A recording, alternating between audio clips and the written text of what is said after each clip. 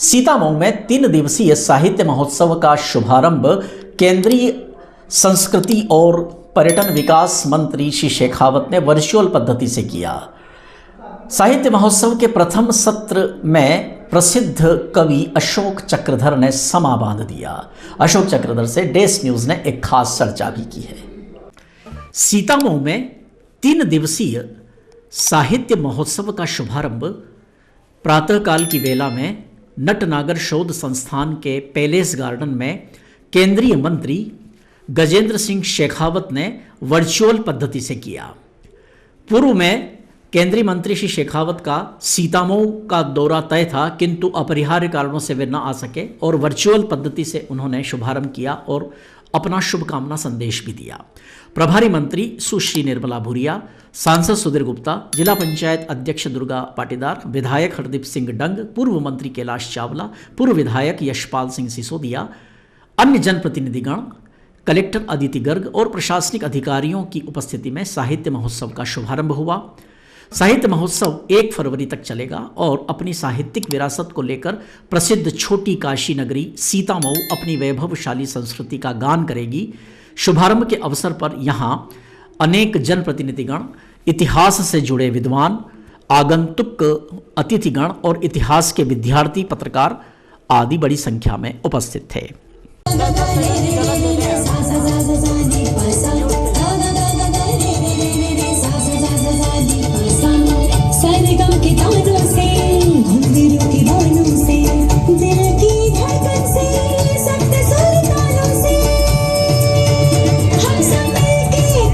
के लिए आए दूर दूर से जितने भी लोग हैं, आप सभी को इस पुनीत पर्व की बहुत बहुत शुभकामनाएं। आप सभी का स्वागत और अभिनंदन।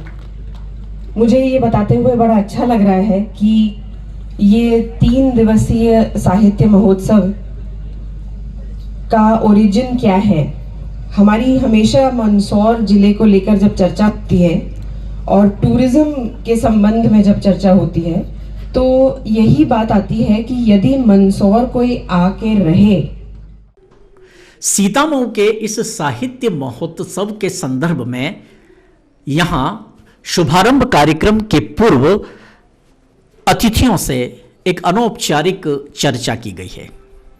साहित्य महोत्सव के शुभारंभ के पहले अनौपचारिक माहौल में यहाँ पर सभी अतिथिगण और हमारे सभी मेहमान विराजे हैं। प्रभारी मंत्री निर्मला जी भूरिया यहाँ पर उपस्थित हैं। सांसद सुधीर गुप्ता जी यहाँ पर मौजूद हैं। इस क्षेत्र के विधायक हरदीप सिंह जी डंग यहाँ हम सबके स्वागत के लिए उपस्थित हैं। हमारे पूर्व गृह मंत्री चावला जी अपने विनोदी स्वभाव के चलते पूरा आनंद ले रहे हैं। तो भाई साहब, ये अनौपचारिक चर्चा हम कर रहे हैं। सीतामऊ की सरजमी पर इतना बड़ा साहित्यिक महोत्सव हो रहा है और आप तो इस क्षेत्र के जनप्रतिनिधि रहे हैं। आपके मन में इस समय क्या भाव चल रहे हैं? मुझे बहुत खुशी हो रही है जी। आइए भाई साहब, आ जाइए जी। सीतामऊ में महाराज कुंवर रघुवीर सिंह साहब ने हाँ जिस लाइब्रेरी की स्थापना की थी, तो इतिहास का एक बहुत बड़ा भंडार है। उसमें आज साहित्य सम्मेलन हो रहा है। यहाँ से एक नई ऊर्जा लेकर लोग जाएंगे जी। और इस क्षेत्र के लोगों को कई ऐसी विचार सुनने को मिलेंगे जो हमने पहले कभी नहीं सुने होंगे। हम सब के लिए बहुत खुशी है। सुधीर भाई साहब, आपकी साहित्य में, अध्यात्म में काफ़ी गहरी रुचि है। इस आयोजन को लेकर के आप क्या कहना चाहेंगे? साहित्य शब्दों से है और शब्दों का जो संवाद है वो भी लोग आपस में कर ही रहे थे। जी। ये संवाद कब हिस्ट्री बन जाता है खबर नहीं रहती है जी। लेकिन हिस्ट्री से सीखता है कोई कि नहीं सीखता है, ये विषय है। जी। और इसीलिए स्वर साधना से बड़ा शब्द साधना हो गया अभी। क्या बात है ना, बहुत अच्छी बात। तो हम सब अभी साधक हैं जी। हरदीप भैया, आप तो यहाँ के मौजूदा विधायक हैं। आपके क्षेत्र में इतना बड़ा साहित्यिक कुंभ होने जा रहा है। पहले तो मैं आपके माध्यम से सबका स्वागत यहाँ पर करता हूँ कि जी। इस विधानसभा में सीतामऊ जो छोटी काशी के नाम पे जानी जाती है और हमारे बहुत ही एक राजा के रूप में और एक साहित्यकार और लेखक के रूप में डॉक्टर रघुवीर सिंह जी साहब ने जो सौगात यहाँ पर दी है, हम ये कह सकते हैं कि एशिया की नंबर 1 की लाइब्रेरी जी सीतामऊ में है। बिल्कुल, और बिल्कुल। उसका आज सबको फायदा यहाँ पर मिल रहा है। सबका ही तो वो साहित्य है। क्या बात है। अपना में बहुत बड़ी बात है। यशपाल जी, आप इस आयोजन में सम्मिलित हुए हैं, क्या आप कहना चाहेंगे? देखिए, आयोजन की जो संरचना तय हुई है, यशस्वी प्रधानमंत्री श्री नरेंद्र मोदी जी, माननीय मुख्यमंत्री डॉक्टर मोहन यादव जी, क्षेत्र के वरिष्ठ सांसद श्री सुधीर गुप्ता जी, प्रभारी मंत्री जी यहाँ पर पधारी हैं, क्षेत्रीय विधायक जी हैं हरदी जी, ये शासन की मंशा है जी, ये सरकार की भावना है जी जी जी। उसी के अनुरूप साहित्य को, कला को, संस्कृति को, और अगर आप देखेंगे तो नटनागर शोध संस्थान जैसी संस्था को जीवंत करने का काम भी यदि किसी ने किया है, बिल्कुल। तो मुझे अच्छी तरह से याद है जब विधानसभा में वित्त मंत्री जब राघव जी बजट प्रस्तुत करते थे और स्वर्गीय डॉक्टर लक्ष्मण जी पांडे ने इस संस्था के लिए जो शासन के बजट से राशि मुहैया कराई, जी, उसी का नतीजा निकला कि ये साहित्यिक और ऐतिहासिक धरोहर को हम जीवंत रख पाए हैं। बिल्कुल। आज जिला प्रशासन ने इस कार्यक्रम की आयोजना करी, लेकिन जनप्रतिनिधियों की अगर आप उपस्थिति देखेंगे तो प्रभारी मंत्री जी का आना इस बात का संकेत होता है कि शासन की मंशा है। माननीय सांसद जी का आना इस बात को परिलक्षित करता है कि भारत सरकार की अभिरुचि है। माननीय केंद्रीय मंत्री अभी लगभग 35 मिनट तक जुड़ेंगे, इस बात को परिलक्षित करता है कि साहित्य, कला, संस्कृति, कवि, लेखक, चिंतक, इन सब की चिंता करने वाला यदि कोई है तो भारतीय जनता पार्टी के नेतृत्व वाली सरकारें हैं, फिर चाहे वो केंद्र की हो चाहे वो राज्य की। निर्मला जी, आप इस क्षेत्र में प्रभारी मंत्री हैं और इस साहित्य महोत्सव में आप मुख्य अतिथि के रूप में पधारी हैं। यहाँ जी, सीतामऊ में साहित्यिक सम्मेलन में आई हूँ और यहाँ हमारे सभी वरिष्ठ गण उपस्थित है और मेरा तो पहली बार यहाँ आना हुआ है और मेरा सौभाग्य है कि सभी वरिष्ठ जनों के बीच में आज हम साहित्यिक सम्मेलन का शुभारंभ करने जा रहे हैं। जी जी जी, और काफ़ी कुछ यहाँ मुझे लगता है कि बिल्कुल। सीखने को देखने को मिलेगा और यहाँ के लोगों को भी काफ़ी बिल्कुल बिल्कुल। तो दर्शकों, जैसा कि आपने देखा और सुना, साहित्य महोत्सव के पहले यहाँ सभी मेहमानों ने स्वल्पाहार किया है और अब मंच की तरफ प्रस्तुत हो रहे हैं। अशोक चक्रधर एक स्थापित और प्रतिष्ठित साहित्यिक क्षेत्र के ऊर्जावान व्यक्तित्व हैं। उन्हें सीतामऊ के साहित्य महोत्सव में अपने एक सत्र के उद्बोधन के लिए आमंत्रित किया गया।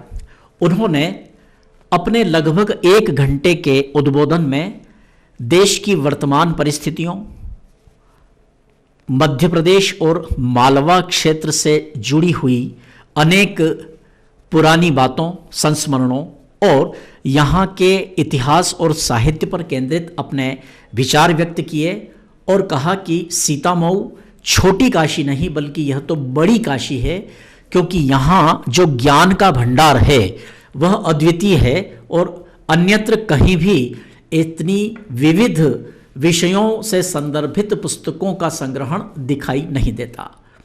उन्होंने अपने उद्बोधन में अनेक ऐसे प्रसंगों को भी प्रस्तुत किया जिन्हें सुनकर उपस्थित सैकड़ों लोगों ने तालियां बजाकर दाद भी दी। मंदसौर में 35 साल पहले भी आया था। अद्भुत आनंद आया, अद्भुत आनंद आया। परिक्रमा लगा के मैंने उस शिलाखंड को देखा, उसके शिल्पकारों को प्रणाम किया जिन्होंने वो गोलाइयां प्रदान की और 8 मुख बनाए अलग अलग आयु के, और शिवलिंग का एक अभूतपूर्व मूर्ति कला का उदाहरण प्रस्तुत किया।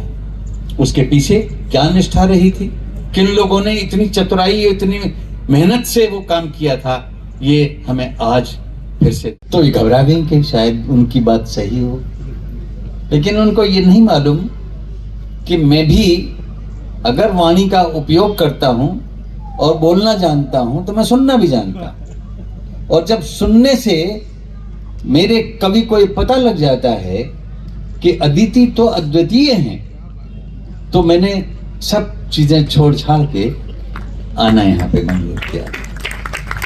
अदिति, मैं आपसे निवेदन करूंगा कि कल मुझे आरबीआई के महनीय लोगों के बीच में जाना है राजगीर, उसके लिए पहुंचना है पटना, और पटना जाने के लिए प्रसिद्ध कवि श्री अशोक चक्रधर से डेस न्यूज ने भी एक खास चर्चा की है।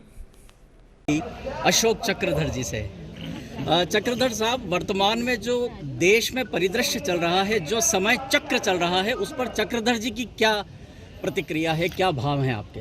यूँ तो मैंने अपने व्याख्यान में सारी बातें बता दी हैं, लेकिन अगर आप चाहते हैं तो मैं ये कहूँगा कि एक अच्छे प्रगति पंथ पर निकले हुए देश के हम वासी हैं, जो अपने इस देश के वासी होने का गर्व कर सकते हैं जी। क्योंकि मैं दुनिया भर में घूमता हूँ, जो बात यहाँ मिलती है हमारी गरीबी में भी महक आती है जी जी।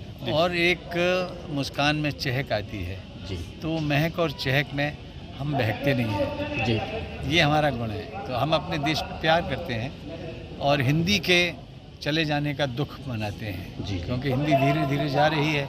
उसका कारण ये है कि जड़ में सिंचाई नहीं हो रही जी जी। प्राथमिक शिक्षा से हिंदी उड़ा दी गई है, लगभग वैकल्पिक बना दी गई है जी। तो जब आप उसको पानी ही नहीं देंगे और पत्तों पे पानी देंगे तो जड़ों में पानी नहीं आएगा। पत्तों पे पानी डालोगे तो क्या ये तो दिखावे की चीज़ है कि आप हिंदी दिवस मना रहे हो, ये कर रहे हो, जी, वो कर रहे हो। तो बात वही है कि हिंदी को प्राथमिक शिक्षा से जोड़ा जाए और हिंदी में मैं अंग्रेजी का विरोधी नहीं हूँ, भले ही अंग्रेजी में सर्व करो पर हिंदी पर गर्व करो। सर साहित्य का हित क्यों नहीं हो रहा है व्यवस्था में? ऐसा नहीं है, नहीं हो रहा। साहित्य को और बारीकी से देखिए जी। नए बच्चे बहुत अच्छा लिख रहे हैं। आप टेलीविज़न पे मत जाइए, टेलीविज़न के अपने निजी स्वार्थ हैं, वो अपने हितों वाली ही कविताएं दिखाते हैं जी। लेकिन जो सोशल मीडिया पे मिलेंगे आपको कवि, बड़े अच्छे अच्छे कवि हैं, मेरे पास आते हैं, बहुत अच्छे कवि हैं, मैं दंग रह जाता हूँ, गर्व करता हूँ उनकी लेखनी पे, बहुत अच्छे लिखते हैं। तो ऐसा नहीं है, अब तो कविता की फसल और ज़्यादा बड़ी बढ़ेगी। बहुत बहुत धन्यवाद आपने सीतामऊ साहित्य महोत्सव में आने वाले सभी साहित्यकारों, जनप्रतिनिधियों और आगंतुक मेहमानों ने श्री नटनागर शोध संस्थान के ग्रंथालय का भी अवलोकन किया। उल्लेखनीय है कि श्री नटनागर शोध संस्थान भारत ही नहीं बल्कि एशिया की सबसे बड़ी लाइब्रेरी माना जाता है। अकबर के समय के उनके हस्तलिखित प्रपत्र भी नटनागर शोध संस्थान में संग्रहित हैं। लगभग 2000 वर्ष पुरानी साहित्यिक सामग्री को भी यहाँ पर संग्रहित रखा गया है। तो यहाँ प्रभारी मंत्री, सांसद, विधायक और जनप्रतिनिधियों ने समस्त पुस्तकों के अलग अलग खंडों में जिस तरह से इस ग्रंथालय को संयोजित किया गया है, उन सब स्थलों का अवलोकन किया।